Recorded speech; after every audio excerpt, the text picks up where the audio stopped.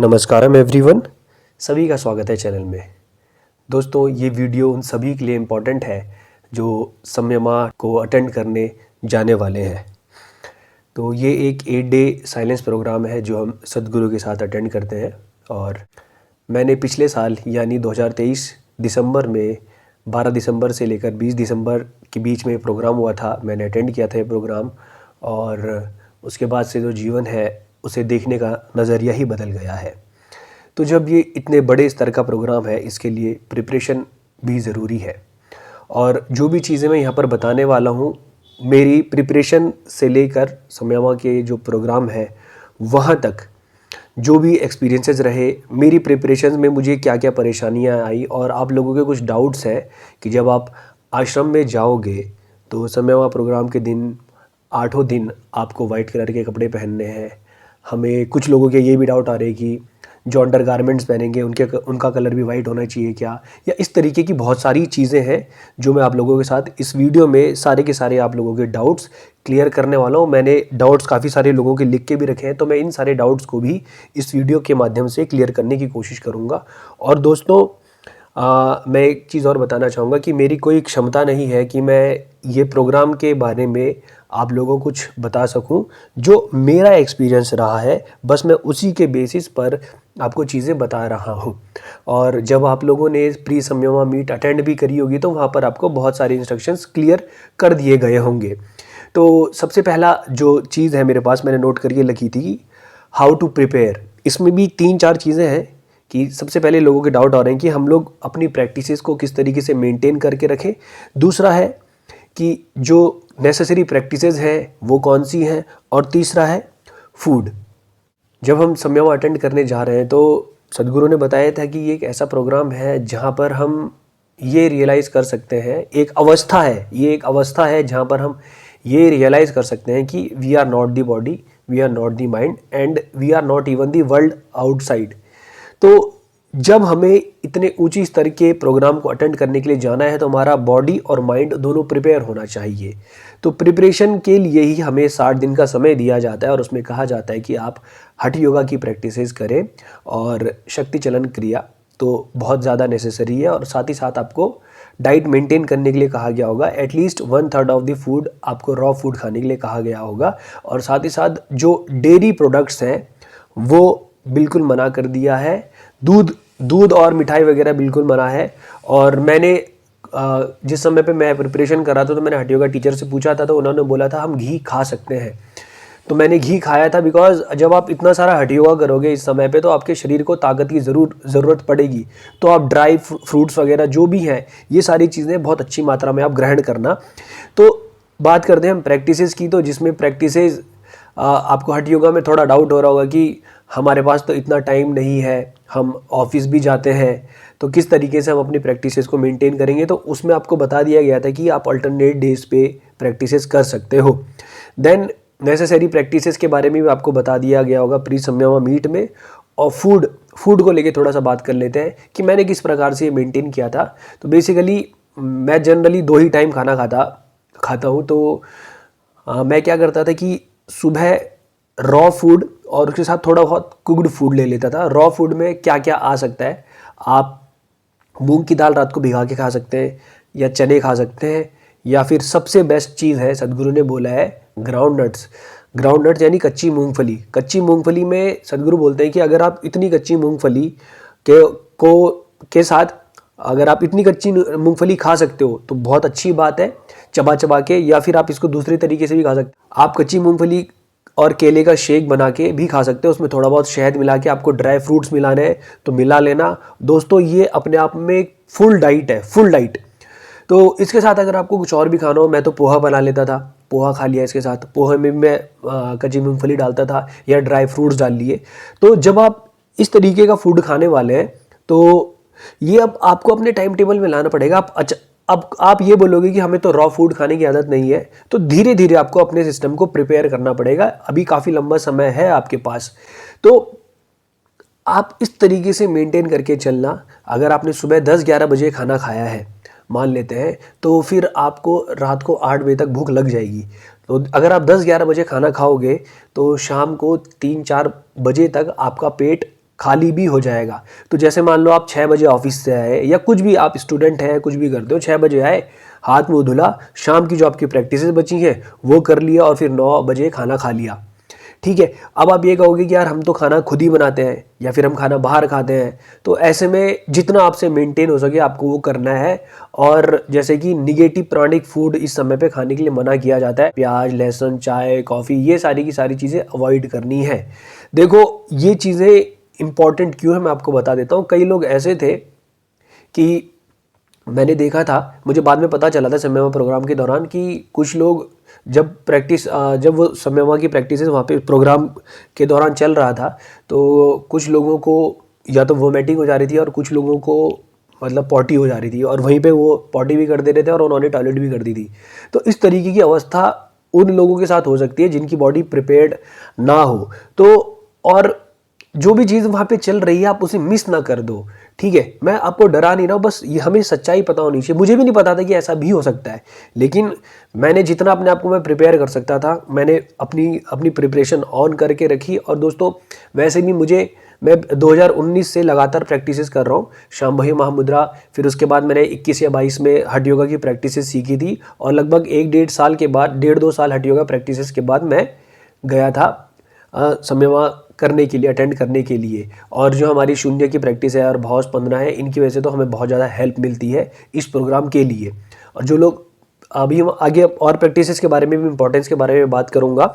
तो फूड आपको मेंटेन करके रखना है, बहाने नहीं मारने हैं। और मैं आपको बता रहा हूँ कि प्रिपरेशन के दौरान हो सकता है कि जब आप हठ योगा की प्रैक्टिसेस करोगे, लगातार प्रैक्टिसेस करोगे, तो आपकी बॉडी कमज़ोर पड़ सकती है या पतले हो जाओगे। कमज़ोर तो नहीं कहूँगा मैं। तो ऐसे में आप अपनी डाइट में ड्राई फ्रूट्स और जो मैंने बताया कि वो कच्ची मूंगफली और बनाने का शेक, ये सब चीज़ें इंक्लूड करके रख सकते हो। शहद हो गया, पॉजिटिव प्राणिक फूड जितना खा सको उतना खाना। ठीक है, और अगर आप लोगों को हॉट ड्रिंक पीने की आदत है तो सुक्कू कॉफ़ी नाम की एक कॉफ़ी ईशा योगा सेंटर से मिलती है। वो बेसिकली कॉफ़ी नहीं होती है, कुछ और चीज़ों से मिलके बनाई गई होती है, बट वो बहुत ज़्यादा टेस्टी होती है पीने में। आप उसको भी ऑर्डर कर सकते हैं और वो पी सकते हैं। ठीक है, और खाना देखो, और खाने में और क्या ले सकते हो जिससे आपकी बॉडी में एनर्जी लेवल मेंटेन हो सके। अगर आप रोटी खा रहे हो तो रोटी में मिक्स आटा मिला के रोटियां बनाना।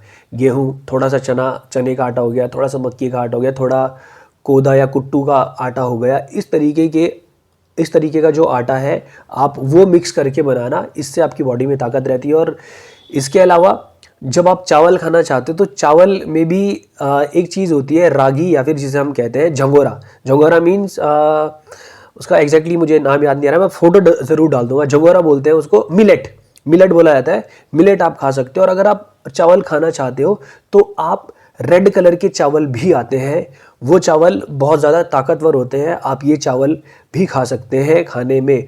और दोस्तों जितना ज़्यादा आप अपनी बॉडी को प्रिपेयर करोगे, जितना अच्छा खाना खाओगे, उतने एफर्टलेसली आप 8 दिनों में आप प्रोग्राम के थ्रू अच्छे से स्विफ्ट कर पाओगे। और जैसे कि आप लोगों ने सबने बीएसपी किया होगा, तो बीएसपी में आपको 1 या 2 दिन की ही इंटेंसिटी फील होती है, लेकिन यहाँ 8 के 8 दिन बहुत ज़्यादा इंटेंस होने वाले हैं, आपने सोचा भी नहीं होगा। तो प्रिपरेशन होनी चाहिए। जब हमें इतना बढ़िया मौका मिला है, सदगुरु कहते हैं कि ये million in a life time की बात होती है। मतलब अपने हज़ारों लाखों सालों के बाद समयमा जैसा प्रोग्राम अटेंड करने को मिलता है। ये हमारा सौभाग्य ही है कि हमारे लाइफ टाइम में हमें ये मौका मिल रहा है, वो भी सदगुरु की प्रेजेंस में ये प्रोग्राम हमें अटेंड करने को मिलेगा। तो प्रिपरेशन बहुत अच्छे से रखनी है।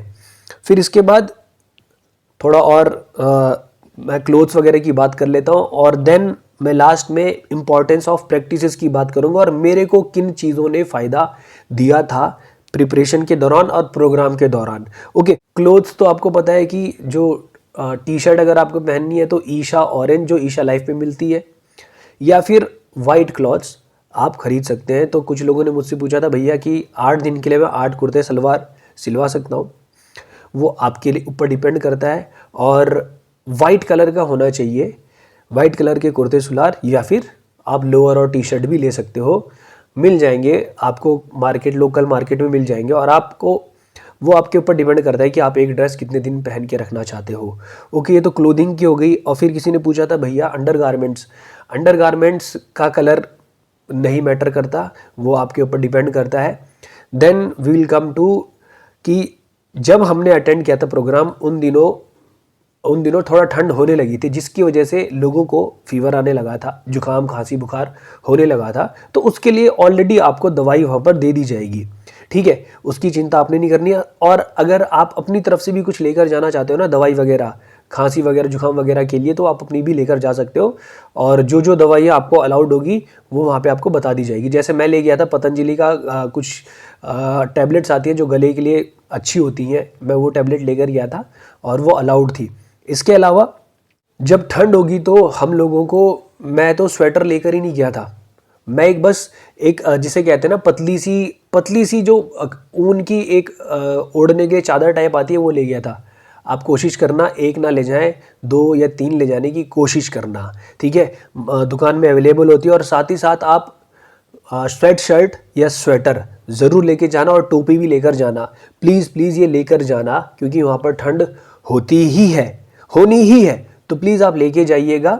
और उसके बाद आती है बेडिंग की बात, ठीक है। बेडिंग आपके पास ऑप्शन है, या तो आप ईशा से खरीदें, मतलब रेंट करें, या फिर आप बाहर से खरीद के लेके आ सकते हैं, या खुद के घर से भी लेके जा सकते हैं, वो आपके ऊपर डिपेंड करता है। तो जब मैं गया था तो हमने मार्केट से ही लेकर आए थे सामान, और उसके बाद हमने मार्केट से गद्दा खरीदा था और वाइट कलर के कपड़े खरीदे थे। फिर आश्रम के अंदर ही बैठ के हमने उसको सिला था, मतलब वाइट कलर का जो कवर था वो चढ़ाया था गद्दे के ऊपर। लेकिन जो गद्दा मैंने ऑर्डर किया था, मैं खरीद के लेकर आया था, वो गद्दा बहुत पतला था। और 8 दिन ना मेरी रोनी निकल गई थी वहाँ पे उस गद्दे में, क्योंकि बहुत अनकंफर्टेबल फील हो रहा था। क्योंकि 8 दिन जब आपको वहाँ बैठे रहना होगा तो आप परेशान हो जाओगे। 1-2 दिन तो झेल लोगे, तीसरे चौथे दिन के बाद आपकी हालत ख़राब होने लगेगी, ठीक है। तो इसीलिए आप गद्दा थोड़ी अच्छी क्वालिटी का लेना, और जो ईशा की तरफ से गद्दे दिए जाएंगे वो काफ़ी अच्छे होंगे। तो आपके ऊपर डिपेंड करता है कि आप ईशा से गद्दे या बेडिंग लेना चाहते हो या बाहर से लेकर जाना चाहते हो, ठीक है। गद्दा अच्छी क्वालिटी का होना चाहिए, थोड़ा मोटा गद्दा होना चाहिए। इस बात को आप प्लीज़ नोट करके रख लीजिएगा।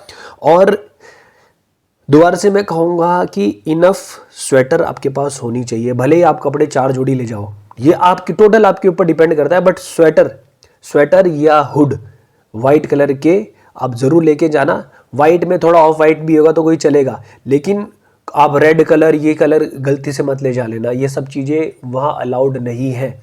तो कृपया करके आप उनके इंस्ट्रक्शंस को फॉलो कीजिएगा।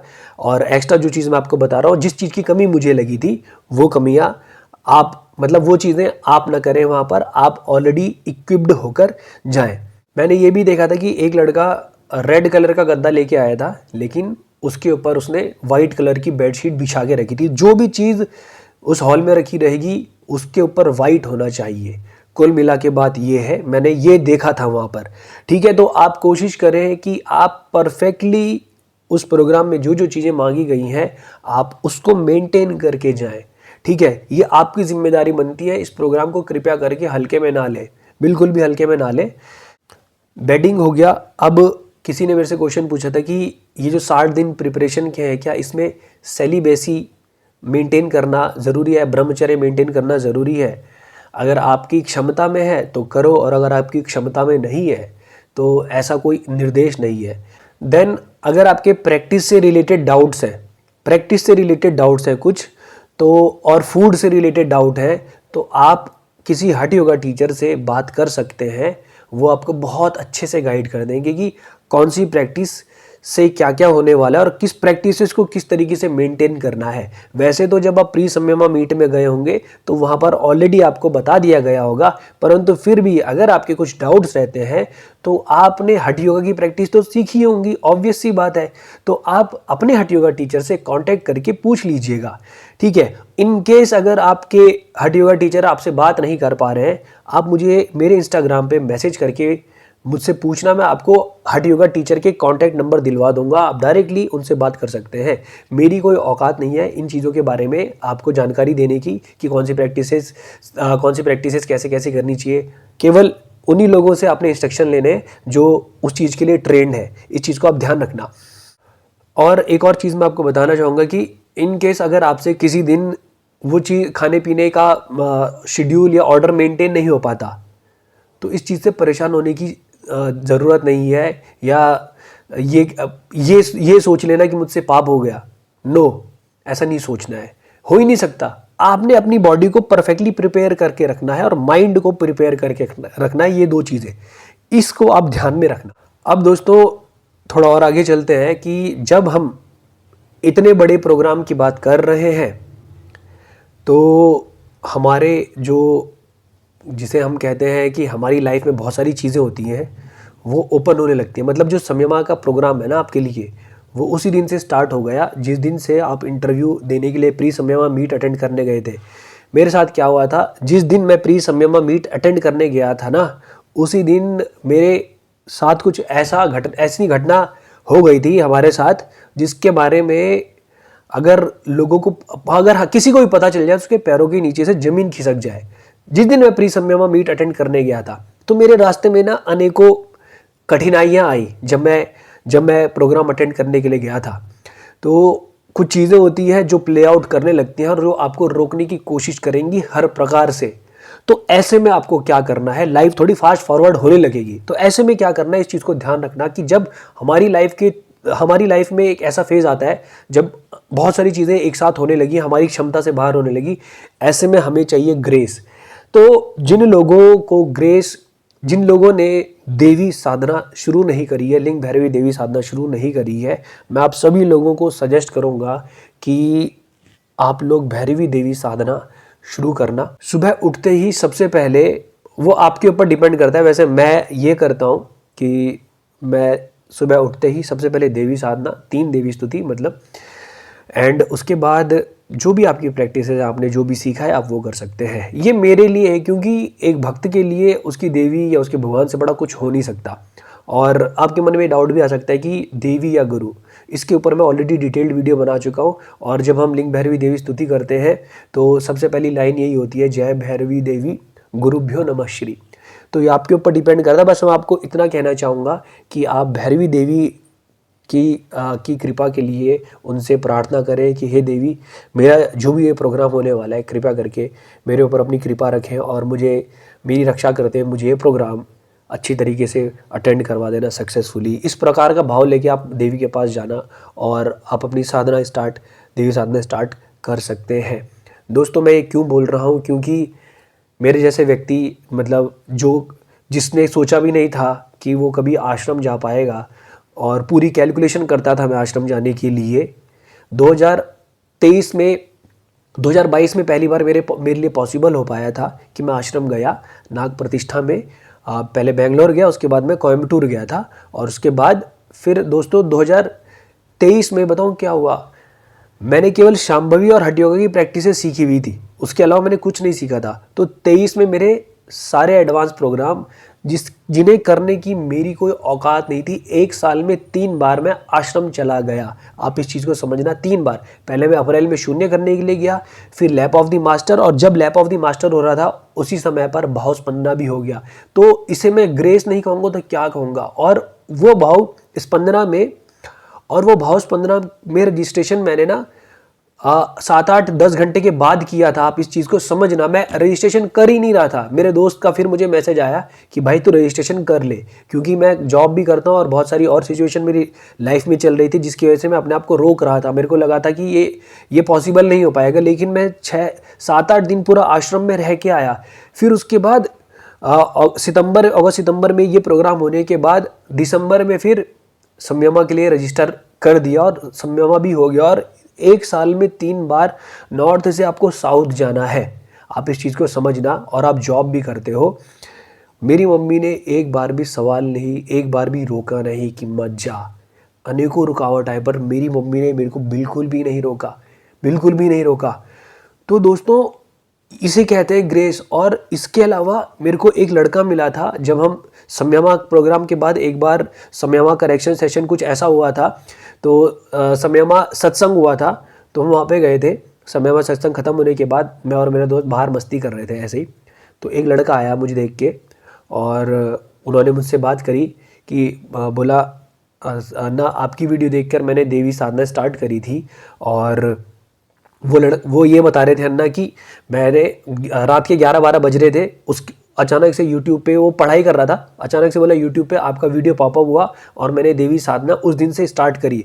और वो लड़का ये कह रहा था कि मुझे पिछले 4 साल से मैं केवल शांभवी कर रहा था और कोई बेसिक प्रैक्टिसेस कर रहा था, इसके अलावा मैंने कोई और प्रैक्टिसेस नहीं करी थी। वो कहते हैं कि देवी ने 5 महीने में मेरे सारे एडवांस प्रोग्राम करवा दिए।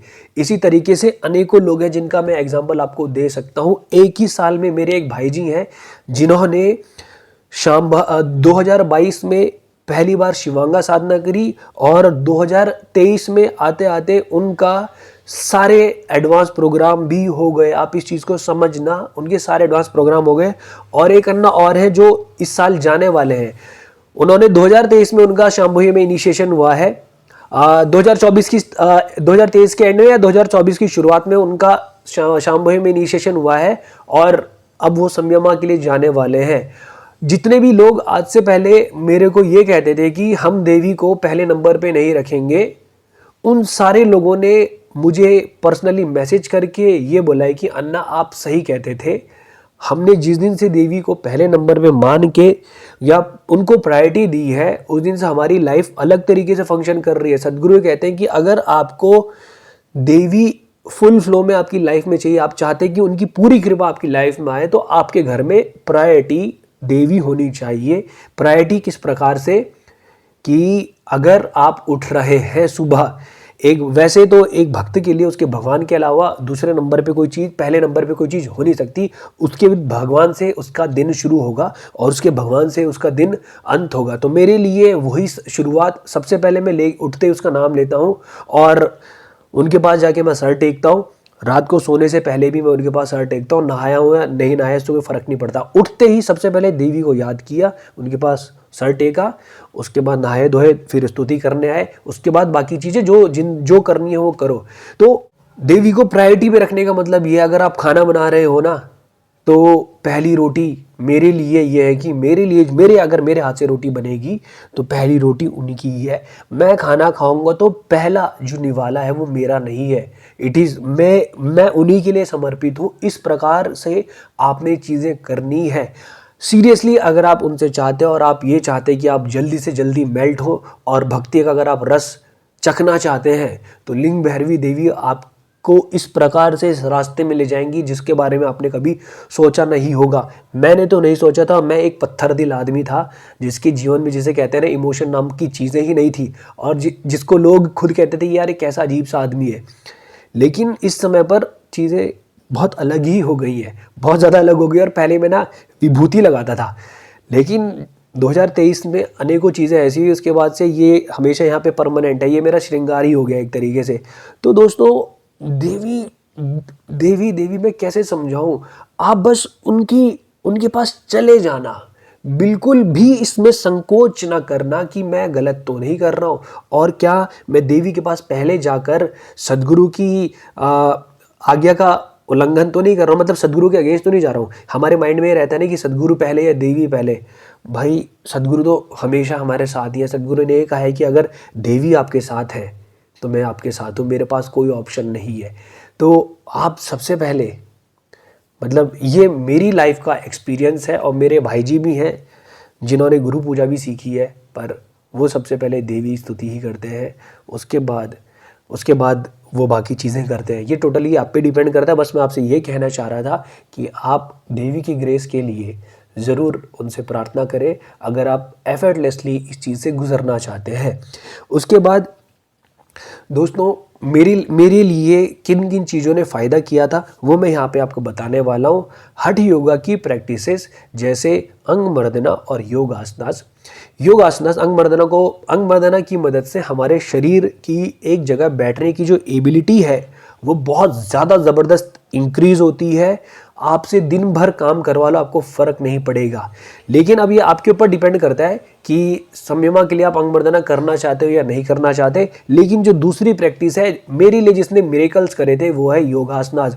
योगासनास की वजह से मेरी सीटिंग कैपेसिटी बहुत ज़्यादा इंक्रीज हो गई थी और मैं एफर्टलेसली एक जगह पर बहुत आसानी से 2-3 घंटे इजीली मैं आँख बंद करके बैठा रहता था, बहुत इजीली। तो आपको वहाँ पर 8 के 8 दिन हमेशा मैक्सिमम टाइम बैठे ही रहना होगा, मैक्सिमम टाइम, और आपकी बॉडी पे बहुत ज़्यादा लोड पड़ने वाला है। तो आप अपनी बॉडी को कृपया करके प्रिपेयर करें। योगासनास को बहुत ज़्यादा महत्व देना, जितना हो सके आप ये ज़रूर करने की कोशिश करना। मैं सूर्य क्रिया और सूर्य शक्ति पर भी आता हूँ। तो योगासनास तो इम्पॉर्टेंट है ही है, फिर या तो आप सूर्य क्रिया करें या सूर्य शक्ति करें, आपके ऊपर डिपेंड करता है आप क्या करना चाहते हैं। और मैं तो यही सजेस्ट करूँगा कि अगर हो सके तो आप 3 सूर्य क्रिया करें और योगासनास करें। और आप ऑल्टरनेट डेज पे करना चाहते हैं, ये आपकी चॉइस है। आप अपने आप को कितना खर्चना चाहते हो ये आपके हाथ में डिपेंड करता है। मैं तो आपको यही सजेस्ट करूंगा कि आप एक दिन में दोनों ही प्रैक्टिसेस हठ योगा की जरूर कीजिएगा। और अगर आप अंग मर्दना कर सकते हैं तो कृपया करके अंग मर्दना करिएगा। और दोस्तों, अभी हठ योगा की जो और प्रैक्टिसेस हैं उनके बारे में एक डिटेल्ड वीडियो मैं कुशल अन्ना के साथ बनाने वाला हूं, और आपके लिए एक सरप्राइज होगा वो किस प्रकार से वो वीडियो होगी। तो उस वीडियो में भी सूर्य शक्ति, क्योंकि वो अब 250 सूर्य शक्ति करने लगे हैं, तो आपको सूर्य शक्ति का इंपॉर्टेंस भी बताएंगे। तो आपके ऊपर डिपेंड करता है कि आप सूर्य क्रिया और सूर्य शक्ति में क्या चूज करना चाहते हो। बट पर्सनली सूर्य क्रिया कई लोगों के लिए मैजिक कर रही है और मेरे लिए भी कर रही है। तो आप अगर मेडिटेटिव होना चाहते हैं तो मेडिटेटिवनेस के लिए, हायर लेवल ऑफ मेडिटेटिवनेस के लिए सूर्य क्रिया के लिए सद्गुरु ने बोला है कि ये सूर्य क्रिया काफ़ी ज़्यादा मदद करती है। और सूर्य क्रिया हमारी लेफ्ट साइड और राइट साइड के जो एनर्जी चैनल्स हैं इनमें बैलेंस लेकर आती है, ताकि हम हायर लेवल ऑफ मेडिटेशन के लिए प्रिपेयर हो सके। और योग आसनास हमें हमारी अवेयरनेस और कॉन्शियसनेस लेवल को इंक्रीज करने के लिए होता है। तो मुझे लगता है कि अगर आप इन दोनों का कॉम्बिनेशन बना के प्रैक्टिसेस करेंगे तो आपको फायदा होगा। और आपको अपने आप को पूरा खर्च करना है, रोकना नहीं है कि आज के दिन का आपका यही टारगेट होगा कि मुझे अपनी सारी प्रैक्टिसेस करनी है। और जब मैं प्रिपरेशन कर रहा था तो कई दिन ऐसे भी थे जब मैंने एक दिन में 2 बार योगासनास करे थे। तो ये टोटली आप पे डिपेंड करता है कि आप अपने आप को कितना खर्च करना चाहते हैं। और दोस्तों, मैं एक और चीज़ बताऊंगा, योगासनास की वजह से ही मैं एक दिन में 2 बार योगासनास कर पाता हूँ। फिर से कह रहा हूँ, योगासनास की वजह से मैं एक दिन में 2 बार योगासनास कर पाता हूँ। योगासनास मेरी बॉडी को इस तरीके से परफेक्टली शेप में लेके आती हैं, मेरी कॉन्शियसनेस और अवेयरनेस को इस प्रकार से लेकर आती है कि मेरे जो भी मेरी मेमोरी है उसका मेरे ऊपर ज़्यादा फर्क पड़ता नहीं है। मैं अपने आप को, मेरा रेजिस्टेंस ही पैदा नहीं होगा और आपकी लाइफ में चीज़ें एफर्टलेसली आप करोगे, आपके अंदर एटलीस्ट। ठीक है। और दोस्तों, बहाने नहीं मारने हैं, चाहे तबीयत खराब हो जाए, आपको प्रैक्टिस करनी ही है। और कभी ऐसा हो कि प्रैक्टिस करने का मन नहीं हो रहा है, आपकी अकेले की बस की नहीं हो रही है, तो या तो जो आपकी साधना स्पेस है आप वहां जाकर बैठो, या फिर दूसरा किसी ऐसे व्यक्ति से बात करो जो रेगुलर प्रैक्टिस करता हो। कुशल अन्ना को देख सकते हो, यूट्यूब पे और लोग हैं जिनके वीडियोस आप देख सकते हो, और इंस्टाग्राम पे बहुत सारे लोग हैं जिनके आप वीडियोस देख सकते हो, या फिर अपने दोस्त से बात कर लो जो सेम प्रैक्टिस के लिए, सेम प्रोग्राम के लिए प्रिपरेशन कर रहा होगा। अब अगर आपने मेरा भावस 15 वाला वीडियो देखा होगा तो मैंने आपको बताया था उस वीडियो में कि भावस 15 में मुझे एक चीज़ ने बहुत ज़्यादा फ़ायदा दिया कि मैं ना सदगुरु की फ़ोटो को बहुत देर तक देखता था। मतलब मैंने ये उनकी प्राणा वाली सीरीज़ थी सदगुरु एक्सक्लूसिव में, वो सुनी थी, तो उसके बाद से मुझे उनसे कनेक्ट होना था, तो मैं उनकी फ़ोटो देखता था। तो उनकी फ़ोटो का भी साइड रख देते हैं। मेरी जो देखने की क्वालिटी थी किसी चीज़ को बहुत देर तक 45 मिनट 1 घंटे देखने वाली जो क्वालिटी थी, इस क्वालिटी ने मुझे भावस 15 में फ़ायदा दिया था। और साथ ही साथ जब मैं एडवांस प्रोग्राम करने के लिए गया, ये 8 डेज साइलेंस प्रोग्राम, तो यहाँ पर भी उसने मुझे बहुत फ़ायदा दिया, बहुत ज़्यादा फ़ायदा दिया। तो अगर आप हो सके, इसको हम कहते हैं धारणा, अगर हो सके, आपके ऊपर डिपेंड करता है। मेरे को इसने फ़ायदा दिया था, बस मैं आपसे ये कहना चाह रहा हूँ, किसी ने रिकमेंड ईशा की तरफ से ये नहीं बोला गया है, ये मेरी लाइफ में जिसने मुझे फ़ायदा दिया वो मैं आपको बता रहा हूँ। और इसके अलावा दोस्तों, जो शून्य की प्रैक्टिस है, कृपया करके आप उसे बहुत अच्छे से कीजिए। उसके जो सदगुरु ने इंस्ट्रक्शंस बोले हैं, 4 इंस्ट्रक्शन जो हैं, उन चारों इंस्ट्रक्शंस को आप जीने की कोशिश करना। वो 4 इंस्ट्रक्शंस आपके अंदर ना बहने चाहिए। संयमा प्रोग्राम के लिए शून्य बहुत ज़्यादा इंपॉर्टेंट है, बहुत ही ज़्यादा।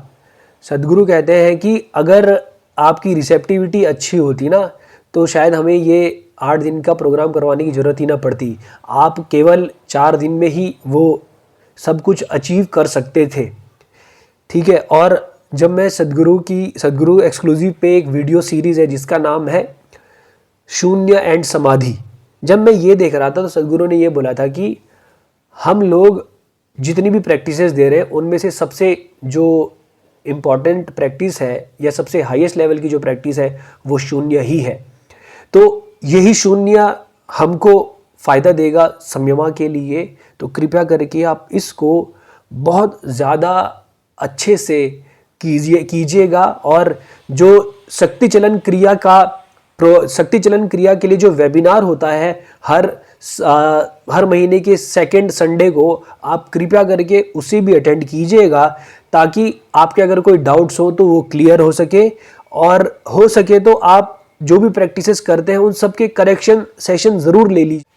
और दोस्तों, जो सद्गुरु ने इंस्ट्रक्शंस दिए हैं उन्हीं इंस्ट्रक्शंस को आप फॉलो कीजिएगा।